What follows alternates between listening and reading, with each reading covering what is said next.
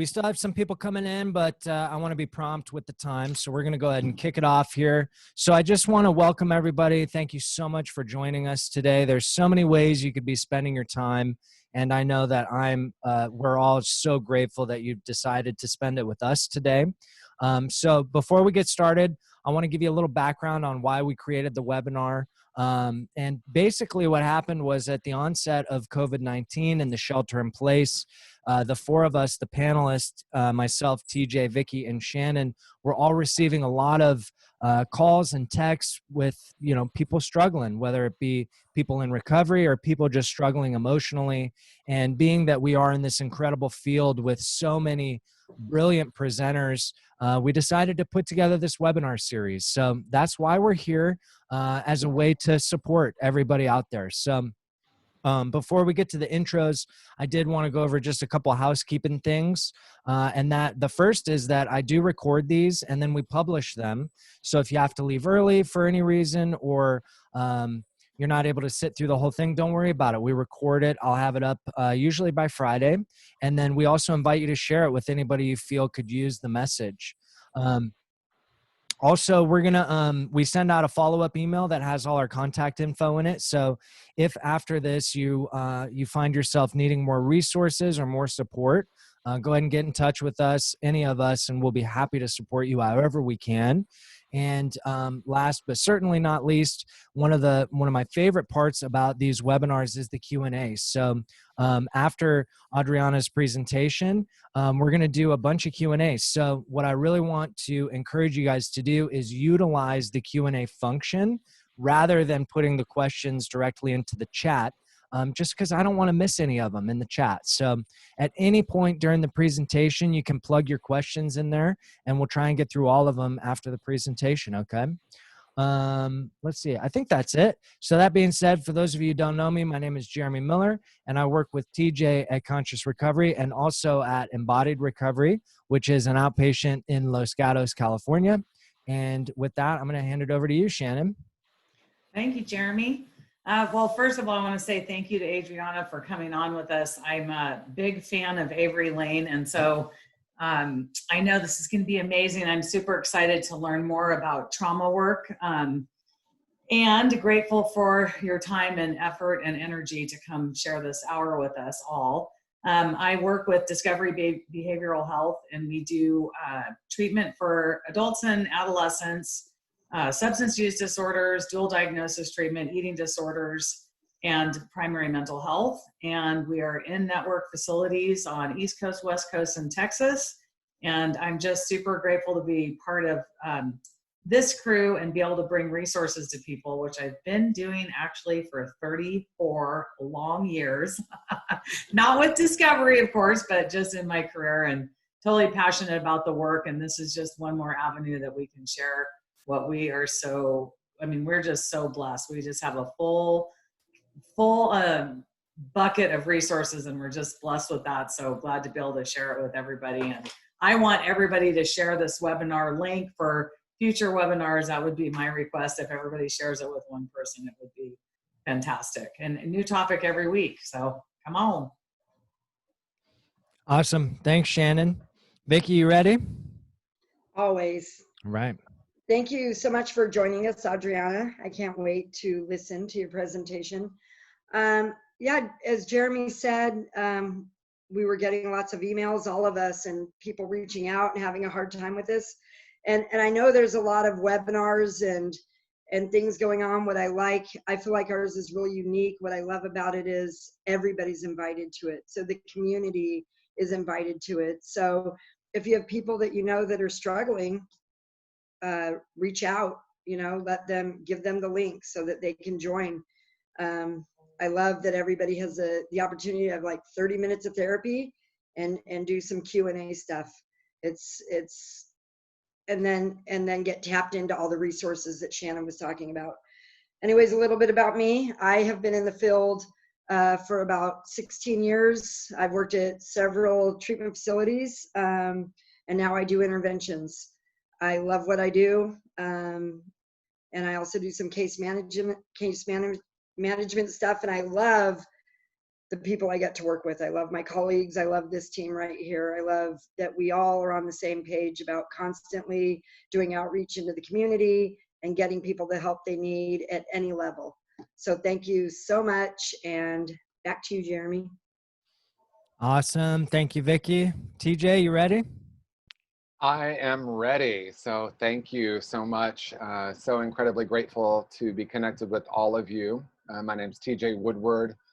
I'm the creator and the CEO of Conscious Recovery. And Conscious Recovery, if you don't know, is a treatment modality focusing on the wholeness of a person rather than the brokenness, and also helping people get down to the deeper root causes that drive addiction, unresolved trauma, spiritual disconnection, and toxic shame.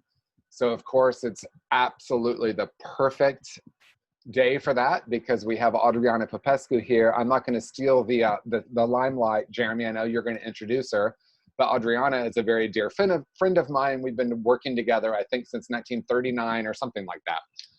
And we've had the opportunity to work at several programs, and she's also the co-author of the Conscious Recovery Workbook. So I just want to acknowledge and honor her. We've had a lot of fun co-creating, so incredibly grateful that you, Adriana, are our guest today, and everyone else, you're in for a treat. So I'm really, really happy that everyone's here. A huge thank you to Jeremy, to Shannon, and to Vicky, of course. And we usually like to start with just a moment of mindfulness. So I'm going to lead us in that. I invite you, wherever you are, if it's appropriate, to gently close your eyes. And we begin by taking a nice deep conscious breath. And on the exhale, simply allowing ourselves to become fully present, bringing our full attention and intention to this very moment. Knowing that we have come here today to explore in the field of infinite possibilities.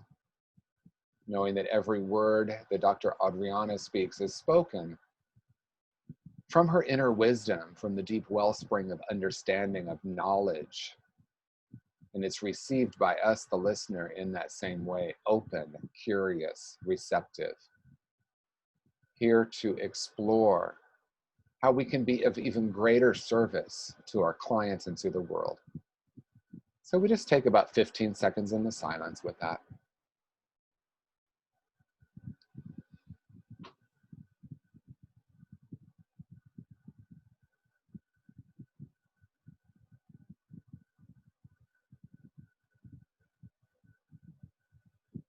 And then we slowly begin to bring our awareness back into this time and space.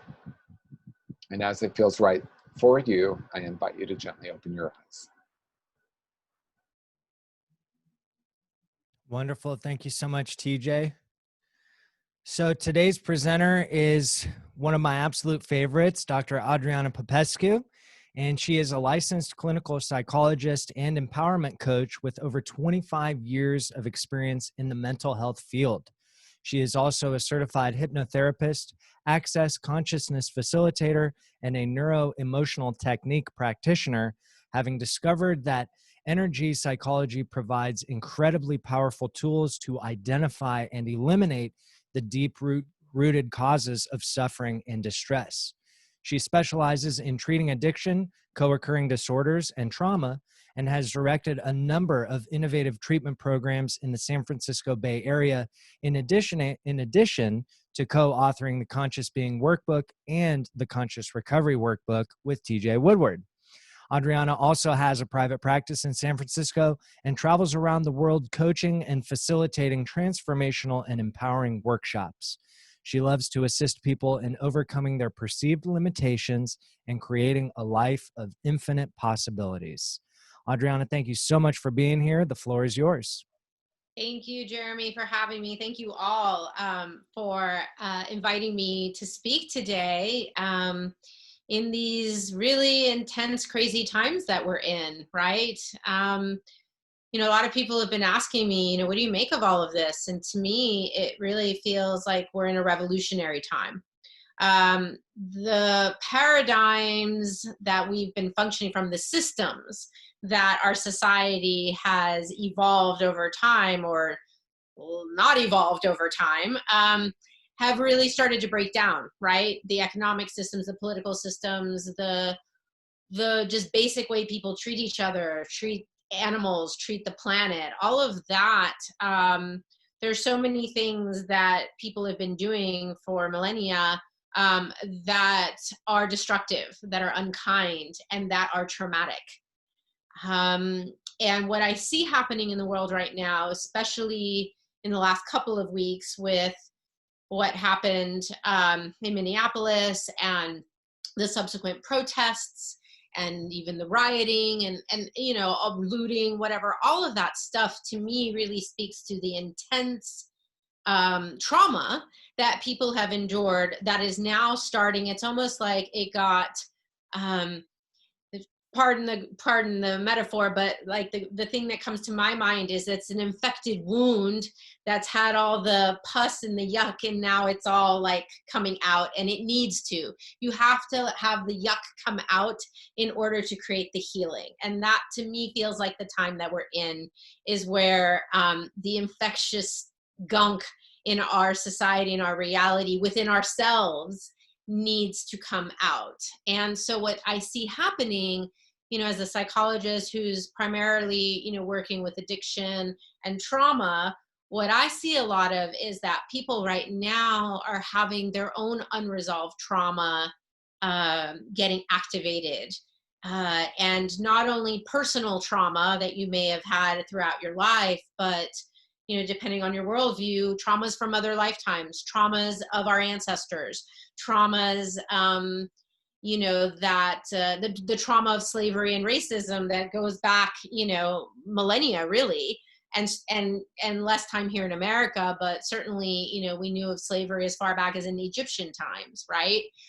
So it's like, it's in the field, this energy of trauma, and a lot of people, it's really unnerving them and it's knocking them off their rocker. And for people, for example, in recovery, especially clients newly in recovery, you know, like I am the clinical director at Avery Lane, which is residential and outpatient treatment. Our residential clients are fine.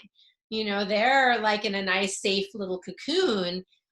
They're not even, they can energetically feel what's going on, but they're not witnessing images on the news and, you know, seeing what's happening in the world. But our outpatient clients, especially those freshly, you know, in recovery, they're really struggling. You know, all the things that they wrote down on their continuing care plan that they were going to go and do once they left treatment, most of those things they're not able to do at this point.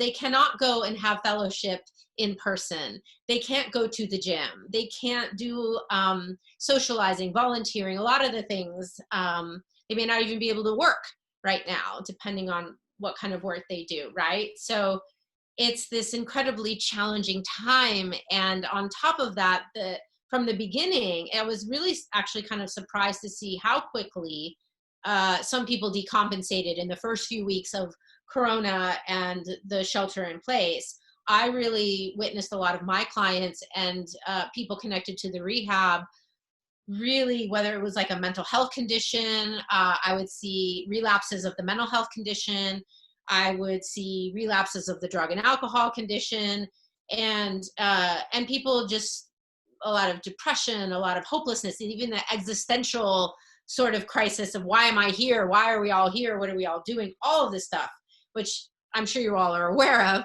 has been coming up for people, right? And so what do we do with that? You know, what do we do as healers, as leaders, as people who, you know, many of us have committed to a life of service? How do we respond to that? And how do we give people hope, especially if our own stuff has gotten activated in the process, right? So I want to talk a little bit about trauma and the impact that it has on us, and maybe then look at some ways I have found useful in treating trauma for myself and for the people that I work with. So trauma is something that is basically just jarring to our very being. You know, it's like having the rug pulled out from underneath you. Trauma has this energy of shock, and often it's unexpected, right? And many times it's an event that is potentially life-threatening, something that you feel like you have no sense of control over. And we know you can have an acute trauma, like a car accident, or go through an illness, an injury, a natural disaster. You could have a one-time traumatic event that will have profound effects on you, physically, mentally, emotionally, and spiritually. And we also know that the chronic trauma, the repetitive trauma over and over again, things like abuse, things like racism and discrimination, all of that can have an even more profound effect, right?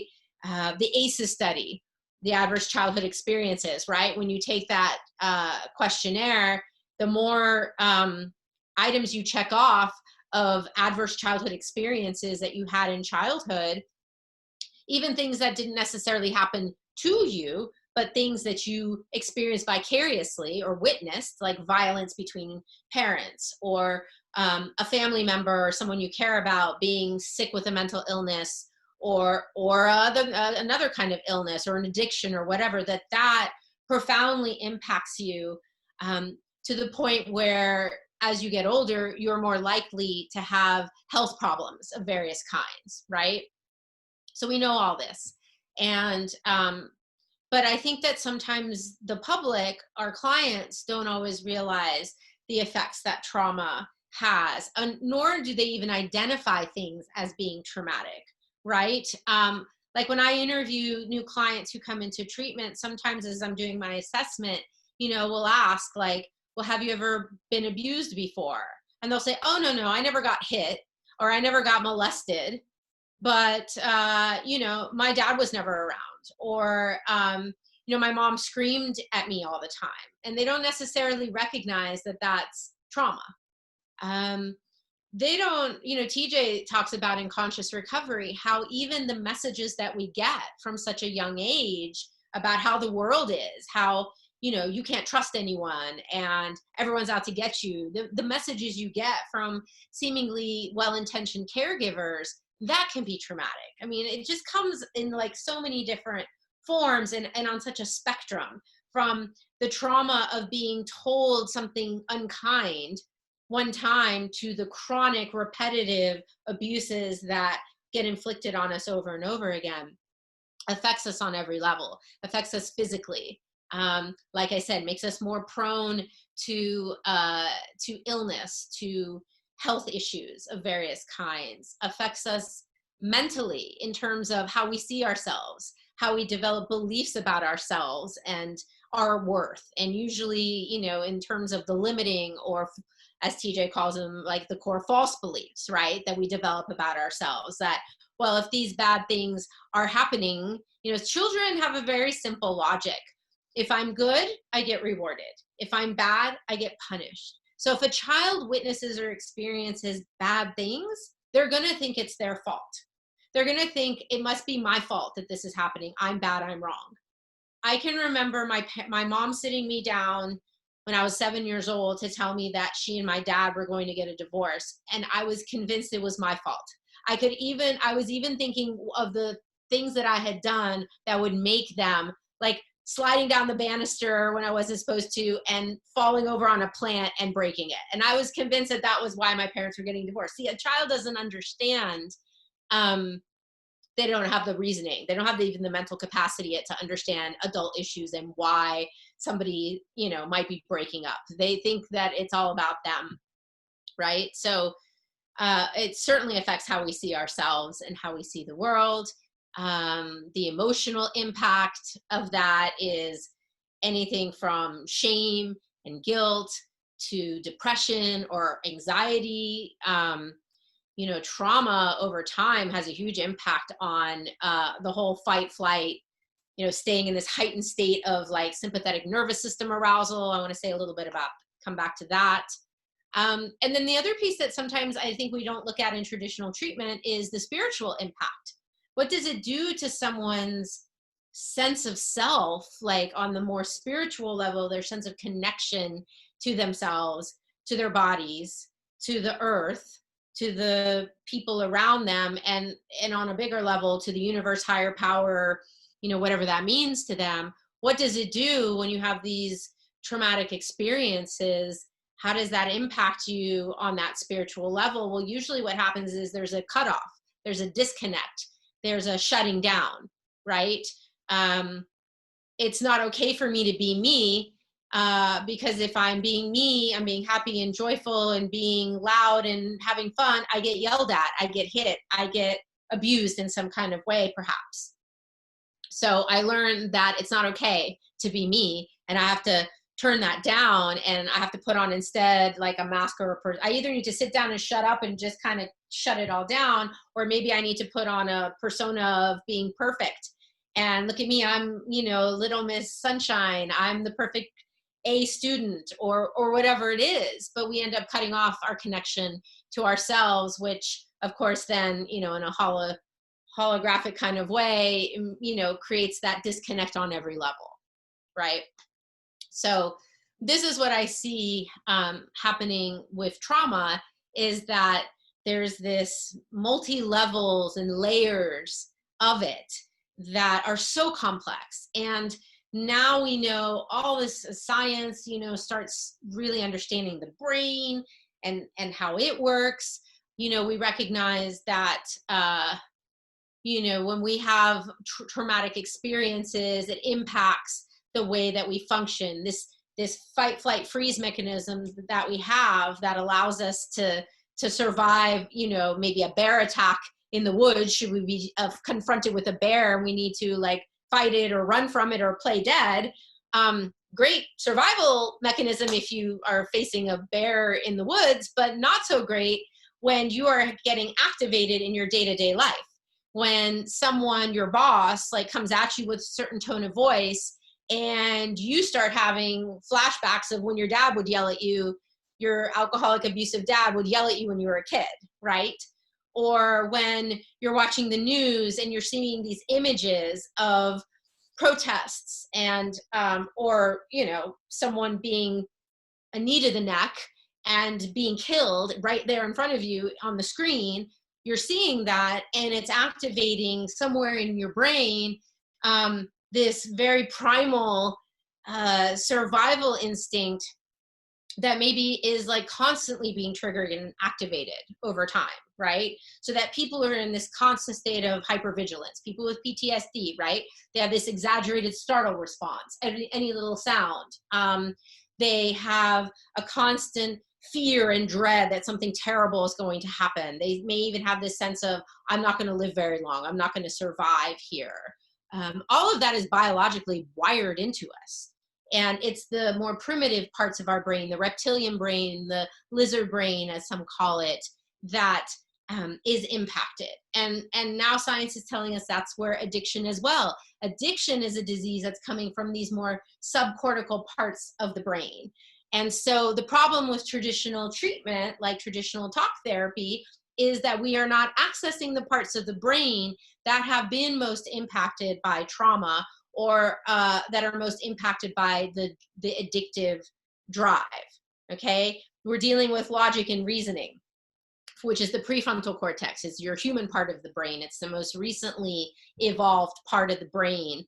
And sometimes this part of the brain and these parts of the brain are not actually connected, which is why some of us professionals can sometimes get so frustrated with our clients, because we teach them all these great coping skills and tools, but when our clients get activated and overwhelmed with emotion and they get into that hyper aroused fight flight state, they forget all the tools. All the tools go out the window. Well, why? Science gives us a totally clear understanding of that. It's because 70% of the blood flow goes out of the prefrontal cortex when we are under that level of duress. We no longer have access to logic and reasoning because the blood flow is going down to our extremities, our hands, our feet. It's mobilizing our bodies to be able to fight that bear or outrun it. So we can't think straight. We forget we have tools. We forget what it is we're supposed to do when we are activated. And so that's when people go to the well-worn pathways of their brain, which might be whatever coping dysfunctional kind of strategies they've learned. TJ calls them brilliant strategies. At one point in time, they probably were brilliant strategies, but stuff like drugs, alcohol, food, sex, you name it, whatever, becomes the compulsion. I must go to this, like, do not pass go, do not collect $200, go straight to my strategy that I know over time, because I've done it so many times, I know will give me some sort of relief, except that the relief is temporary, if at all, and the consequences become far greater than, the original intended use of it. So when you've got trauma added to the mix, you're more likely to have the person functioning from those regions of the brain where logic and reason doesn't exist. And it's all about survival, and it's all about immediacy and urgency. And I must get this dealt with now. I can't tolerate this. I can't sit with this discomfort. So what I have found is traditional talk therapy is not very helpful for all of that. And that what we really need to do is come up with strategies to help people calm their nervous system down. And that was what pulled me so much to energy psychology. I discovered these energy psychology tools over 20 years ago at this point, at a time in my life when I was personally struggling with health issues. At that time, they didn't know what was wrong with me, but I had become very debilitatingly ill with what turned out to be Lyme disease. And I didn't know that until 13 years in. So it was almost 20 years that I was dealing with this Lyme disease, and I become extremely ill and debilitated, and managed in my quest for healing, discovered alternative therapies, which then put me on more of a spiritual path. And at the same time, I was fortunate enough to end up going to massage therapy school, and then came to California here and went to the Institute of Transpersonal Psychology to get my PhD. And so everything I was learning while also pursuing health and wellness led me to techniques like neuroemotional technique and EFT, which is known as tapping, and Be Set Free Fast, and all these other tools that I ended up first using on myself to try to get well, because I recognized at that point that this isn't just about like taking a medicine to heal my body, because that wasn't doing it. There wasn't even a medicine, but not even the herbs and the other things, the supplements and things I was taking was enough. I had to do the work on the mental, emotional, and spiritual levels. I had to look at what I was doing that had contributed to my body breaking down in that way. And so in that process of discovery, I came across these tools, and I found that they were helping me to get better and better and better. And eventually to the point where I'm now asymptomatic. I don't have Lyme disease anymore.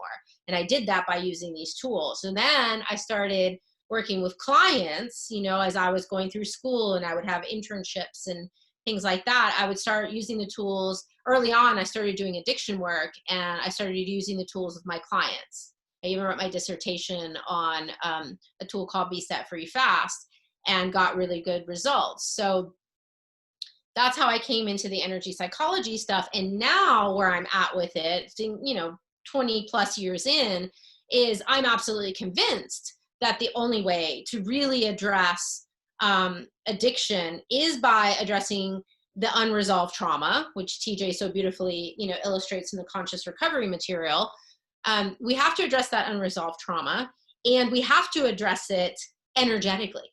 Because to me, it's the energetic approach that encompasses the physical, mental, emotional, and spiritual. It's all some form of energy. Your thoughts are an energy. The emotions you experience are an energy. The sensations in your body, it's all energy.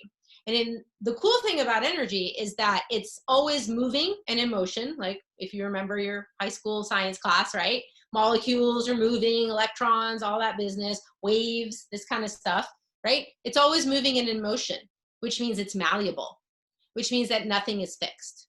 And that includes the effects of trauma. They are not fixed. We are not stuck with them. You do not have to have this diagnosis of trauma that's going to be with you for the rest of your life, because you can change the energy behind it and underneath it and allow something different to occur. In traditional Chinese medicine, which a lot of these energy psychology tools are based on, the premise is that you have qi flowing through the body along these certain pathways. And when the chi gets blocked or imbalanced in some kind of way, that's when you get dis-ease and discomfort. If you go to the Chinese medicine doctor for depression, anxiety, trauma, they're going to sit there and talk to you about your problems. They're going to be looking at how is the energy flowing in your body, where is it imbalanced, and how can we correct those imbalances. And one way that they might do it is they might put needles, right? Acupuncture. They might put needles in different parts of your body along those energetic pathways to help them balance. Well, 30 or so years ago, a psychologist named Roger Callahan caught on to that and thought, how can I use the principles of acupuncture to help my clients who are struggling? He was specializing in PTSD and trauma. How can I help them deal with their issues in a more effective way? Because talk therapy wasn't doing it. And he had a woman who he was treating for some sort of phobia. And he'd been working with her for a year in traditional talk therapy, getting nowhere. And one day she came in with a stomach ache. And he said, hey, I've been learning acupuncture. I know some points we could activate for that stomach ache. Would you be willing to try it? And the lady was like, sure. He didn't have the needles with him. So he's like, let's just activate those points by tapping on them. And she did. And not only did her stomach ache go away, but so did her phobia, her lifelong phobia of whatever it was, by stimulating those acupuncture points, magically went away. Callahan, being very intrigued, began to study this. And from there, he evolved the first tapping modality of energy psychology called TFT, or thought field therapy. Okay. From there, he started teaching classes. Other people started tweaking his methods, you know, making it different, trying different things. And a guy named Gary Craig came out with a modality called EFT, emotional freedom techniques. Clinicians, you know, this, as this often happens in the field, clinicians early on realized the benefits of this modality, but science didn't have any explanation for why it worked at first. And so, of course, you had people even to today, you have people in our field that think it's woo-woo, it's weird, it's hocus pocus, it doesn't actually work.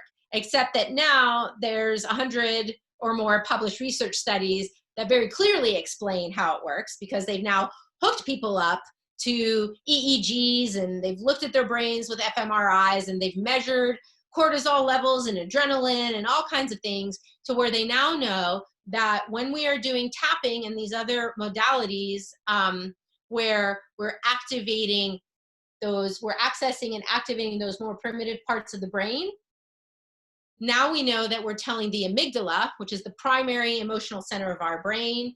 It's deeper in the midbrain. It's also part of the fight, flight, freeze response. We know that when we do something like tapping, we're sending a signal to that amygdala to calm down, okay? So we can say, even though I'm having all this like trauma right now, even though I'm having all this anxiety, I'm choosing to let it go. I'm choosing to not let it have power over me. I love and accept myself anyways. And then we start tapping, you know, on these different points, and it starts shifting that energy. And it's telling the brain, hey, you're not in that situation anymore. You're not being hit. The bear is not chasing you. It's okay to relax. And then we start to see the physiological effects. We see cortisol, adrenaline, all of that coming down. We see dopamine, serotonin, GABA, even your endogenous opiates. It's like the tapping is great for pain relief, because you're actually activating your own natural pain relieving chemicals. And so the body starts to get out of that sympathetic nervous system arousal, that hypervigilance, and it starts to calm down. And you see these amazing results with people. I can do 5 minutes of tapping with a client, and that's way faster than the pill they were going to take or that drink they were going to have. And they get calm and they get relaxed and they feel safe again.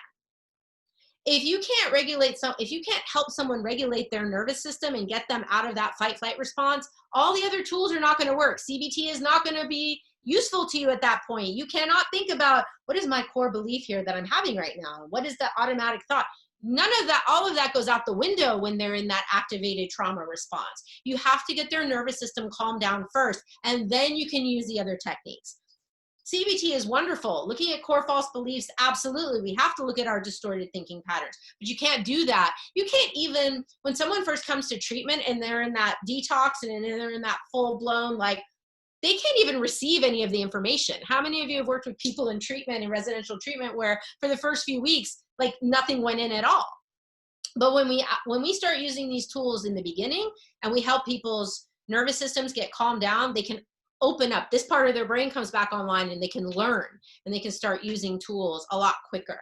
So we're starting at Avery Lane. We use the tools a lot sooner, and we do trauma work way sooner than what the traditional paradigm has told us. Traditional treatment has said, oh, don't even touch the trauma until they've got at least 6 months clean and sober. No, address the trauma from the beginning as soon as the clients are able to, maybe not doing deep trauma work, but at the very least teaching them tools that can help them regulate their nervous systems so that they can keep themselves from do not pass go straight to the bottle or pipe or whatever it is.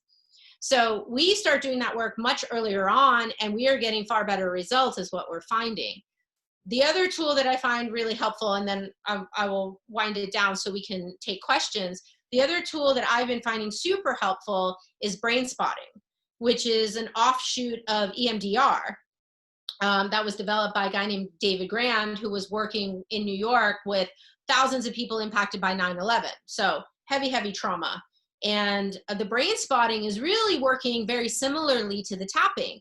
Where you look affects how you feel. So when you tap the person in the activated state, they've told you about their trauma, they're upset, whatever, you find a certain eye position that seems to be the most activating or the most calming. And then they fix their gaze there, and they just kind of stare at that point, and they've got bilateral music, going in and out, doing the left brain, right brain stimulation.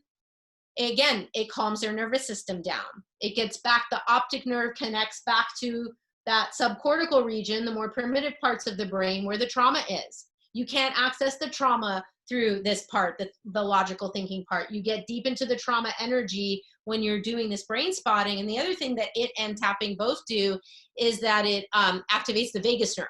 And the vagus nerve is the one that allows the nervous system to calm down.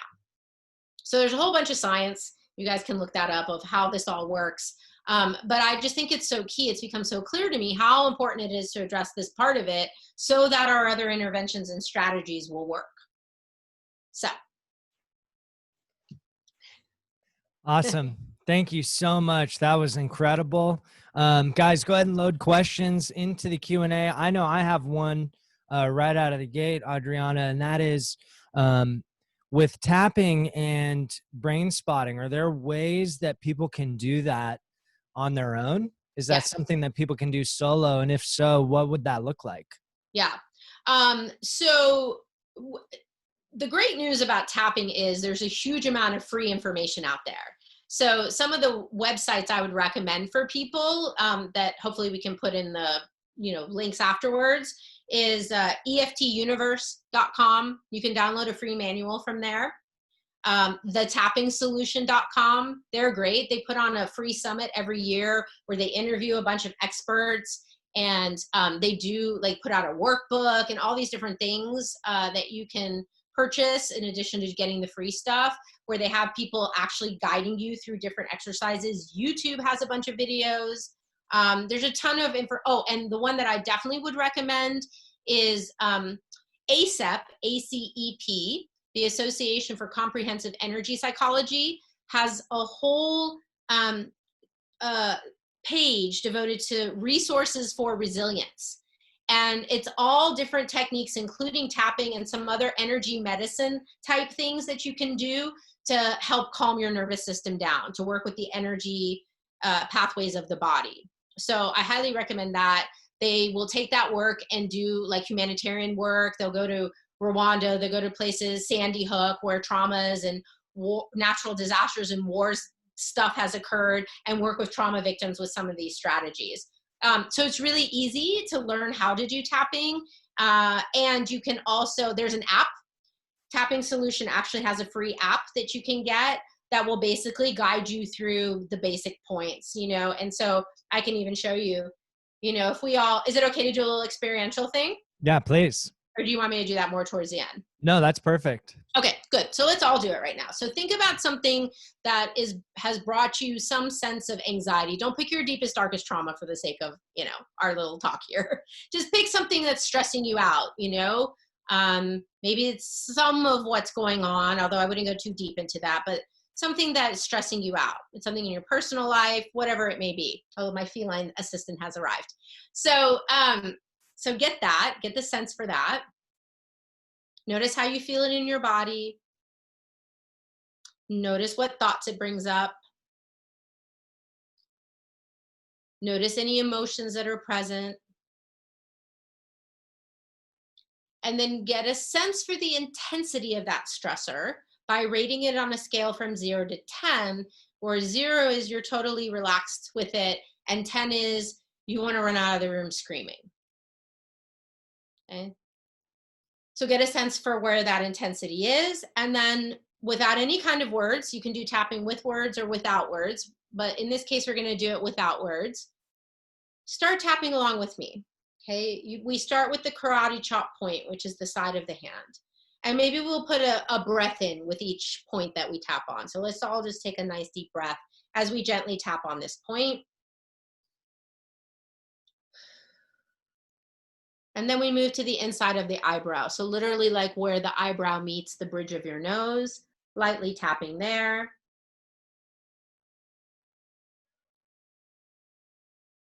And then the side of the eye. All the places where we feel that stressor in the body, and then we go to under the eye. Seeing if we can start to let that go. Under the nose, right between the nose and the lip. Releasing those stressful thoughts. On the chin, right in that little groove there. Letting go of all those stressful thoughts. The collarbone, right kind of underneath the collarbone there, in that space between the collarbone and the rib underneath it. Letting go of those stressful feelings.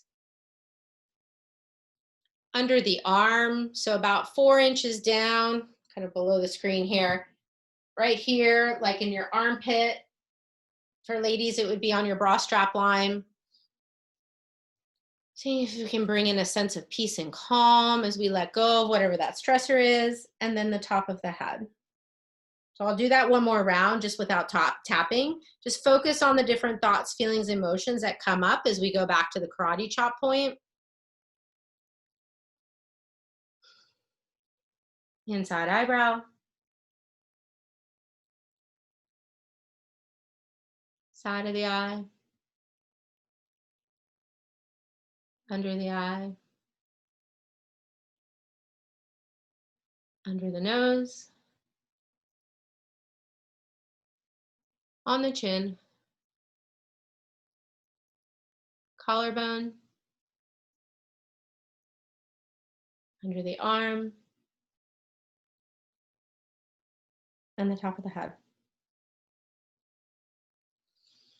And then we breathe. We always end a round of tapping with a nice deep breath or two. And then just take a moment to check back in. Does anything seem different now with that stressor?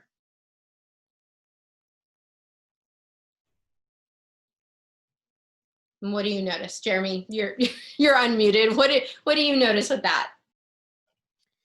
Well, I noticed that as I was tapping, I felt my shoulders drop.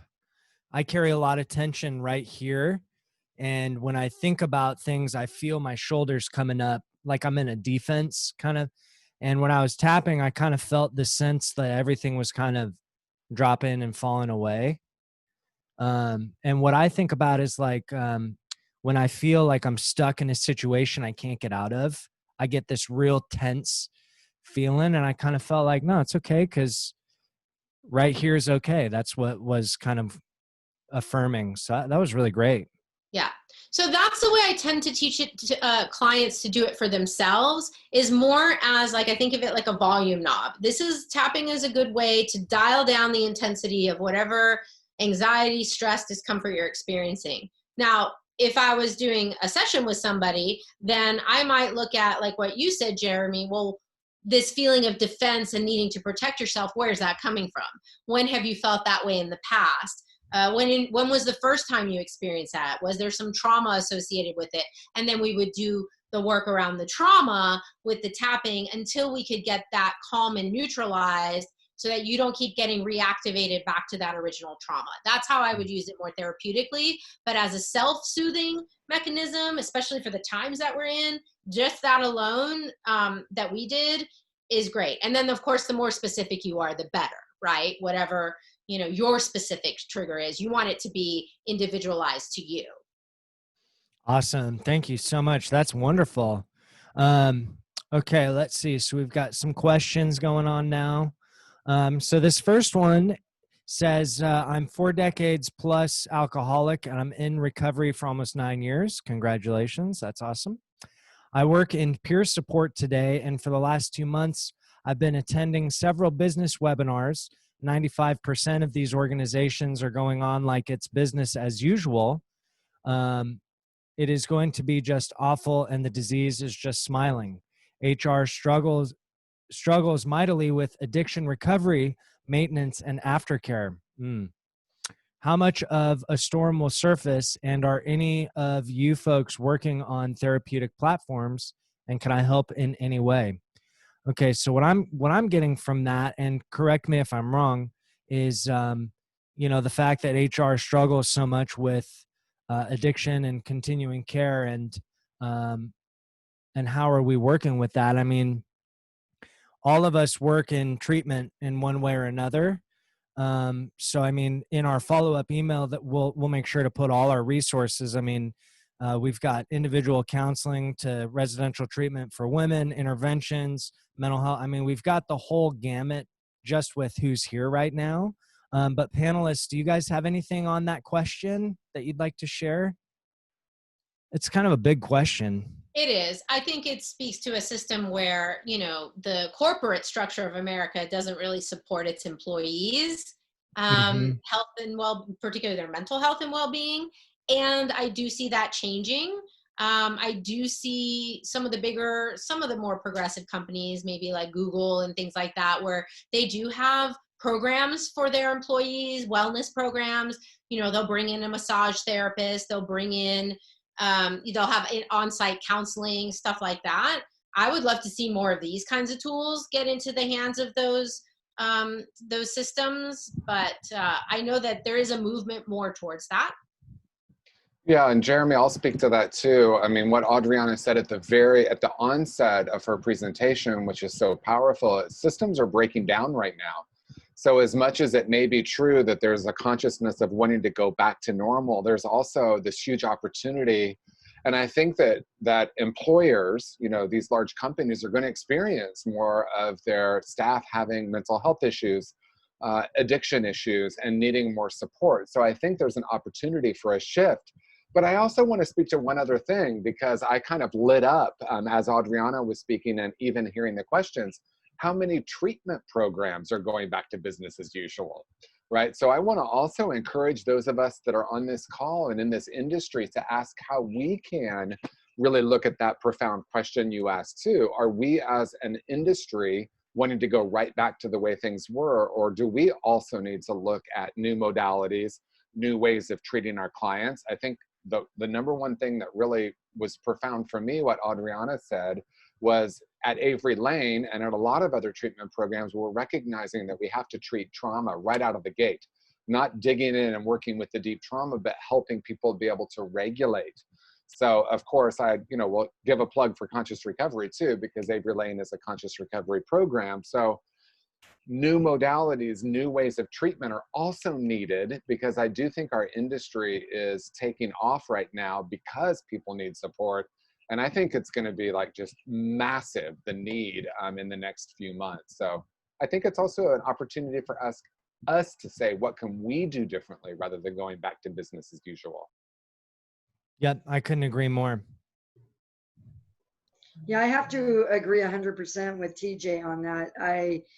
I notice with what's happened in the quarantine with the shelter in place, I see a lot of people using more, but on top of that, a lot of mental health on the rise.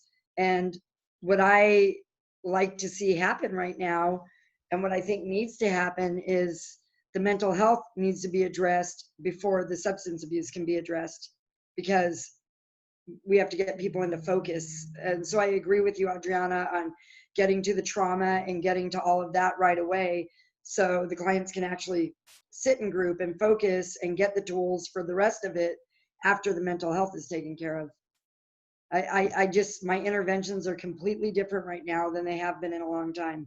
I'm dealing with a completely different element, and getting people to have to relax and understand that I'm hearing them before we can even get into anything, really just kind of winning them over. So thank you for bringing that up.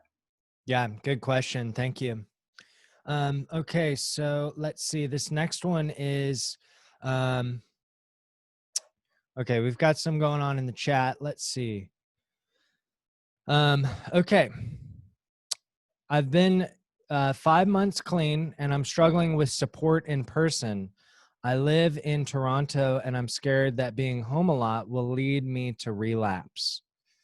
And then also a question from the same person is, what is your take on grounding method? I'm not sure if grounding method is a specific method. If it is, I haven't heard of it. I just mean, if you mean just grounding in general, I am a big fan of, I think tapping is actually great because it gets people back in their bodies, that stimulation on your body. But typically the stuff from Seeking Safety, I think Seeking Safety is such a valuable resource for people dealing with trauma and addiction. It is a workbook by Lisa Najovitz that is really kind of the gold standard in the treatment field. We certainly teach it with residential and outpatient clients. It's a workbook you could get online as well. I think they have some really good grounding techniques in that workbook that can be useful. But just basic things like getting in your 5 senses, right? When you notice yourself getting activated, because trauma has its dissociative element where you're checking out of your body, anything that helps you get back in your body, imagining you're like a big tree, you know, whose roots go down into the earth.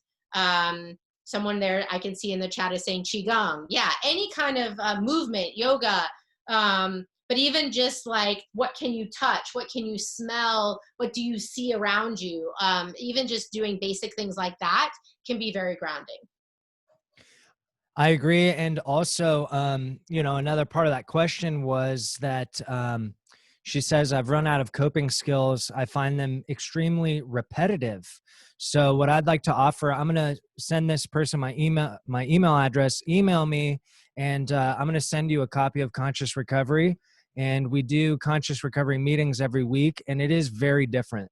And so I think for me in my recovery, what was really important is that I didn't stay in one modality. I didn't stick with one routine. I did a bunch of everything because I know myself, and I know that especially early on in my recovery, if I got bored of something, it was a perfect excuse to quit doing it and go back to what I was doing before. So what I knew I had to do was load my plate with all kinds of different stuff, a wide variety of tools, so that didn't happen. So we'll go ahead and get in touch with you directly offline and get you a bunch of resources. Okay. The next question is, what is your favorite energy psychology method for the resolution of trauma that one can do on one's own?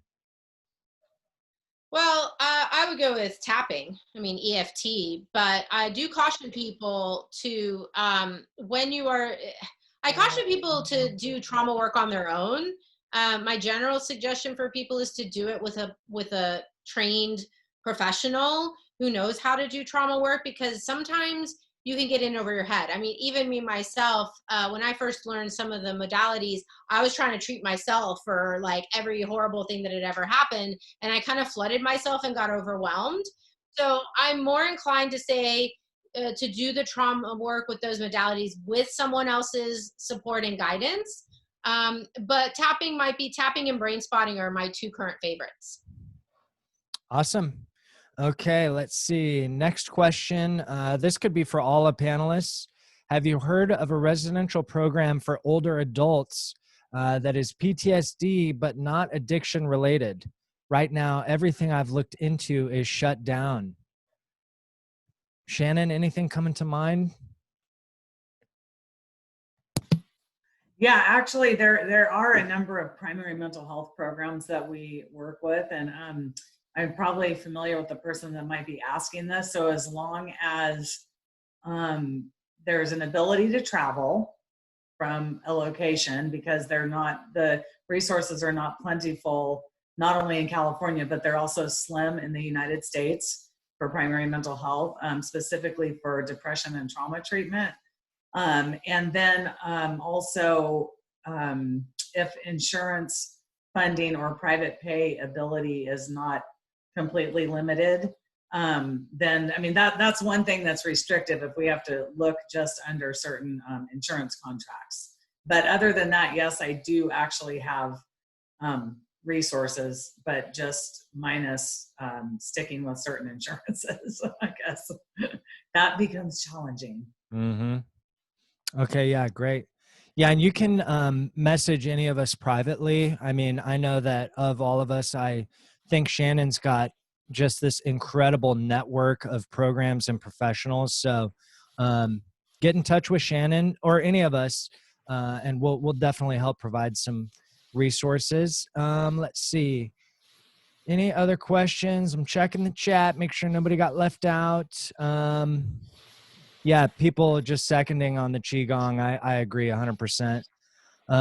Okay, cool. Well, that's it for questions. I want to let everybody know that this was recorded. The video will be available by Friday at the latest. We'll also send a follow-up email with the websites and resources that Adriana listed. Also, Adriana, do you want to plug where people could find you and get in touch with you if they want more? Sure. Yeah. My I website want is more. Yeah. the website is probably the easiest, adrianapopescu.org. I'm also across all kinds of social media. And I want to give a plug for my latest creation. I've just started a podcast of my own. It just launched this week, called Kaleidoscope of Possibilities, Alternative Perspectives on Mental Health. So check that out. TJ was one of my guests as Awesome. well. So yeah. Awesome. All right. Well, listen, thank you all so much for joining us today. Adriana, thank you so much again for this wonderful presentation. Thank you for having me. Yeah, really brilliant. And yeah, you guys be on the lookout for this follow-up email. Shannon, TJ, you want to say anything in closing?